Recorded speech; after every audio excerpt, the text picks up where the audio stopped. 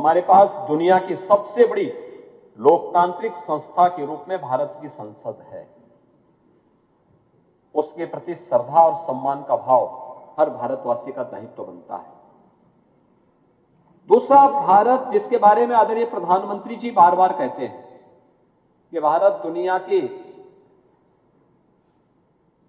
लोकतंत्र की जननी भी है। हमारे यहां बताइए ना, त्रिस्तरीय पंचायत की व्यवस्था हमने बाद में लागू की, लेकिन गांवों में सरपंच की व्यवस्था और पंचीय की व्यवस्था ये प्राचीन काल से थी, यानी ट्रेडिशनल थी। हम लोगों ने उसको अपने जीवन का हिस्सा बनाया था। यानी हम लोग उन चीजों को लेकर के जिसके बारे में राष्ट्रपिता महात्मा गांधी कहते हैं, ग्राम स्वराज की परिकल्पना को साकार अगर किसी ने किया था, हमारे गांवों ने किया था।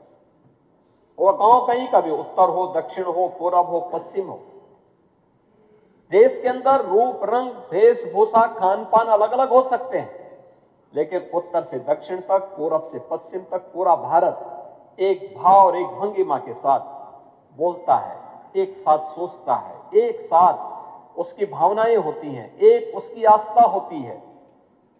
और उस आस्था को जोड़ने का आज हमारे पास सबसे सशक्त माध्यम हमारी संसद है।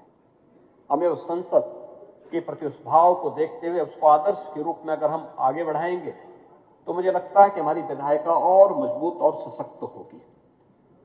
मैं धन्यवाद देना चाहूंगा कि इस दौरान चर्चा परिचर्चा होने के साथ ही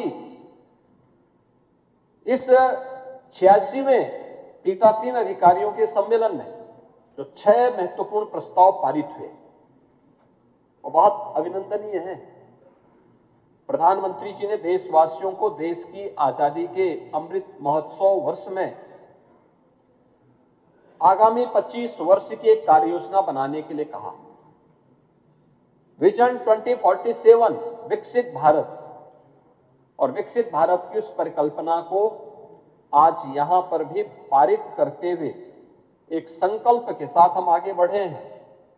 और मुझे बताते हुए प्रसन्नता है कि विकसित भारत, विकसित उत्तर प्रदेश, आत्मनिर्भर भारत, आत्मनिर्भर उत्तर प्रदेश की एक लंबी डिबेट जिसकी चर्चा यहां पर हमारे माननीय अध्यक्ष लोकसभा ने, माननीय उपसभापति राज्यसभा ने, माननीय अध्यक्ष उत्तर प्रदेश विधानसभा ने भी यहां पर किया। ये लगातार चर्चा हुई और मुझे बताते हुए कोई संकोच नहीं, क्या सत्ता पक्ष का हो, क्या विपक्ष का हो, 300 से अधिक माननीय सदस्यों ने 24 घंटे चलने वाली बहस का हिस्सा वे बने थे।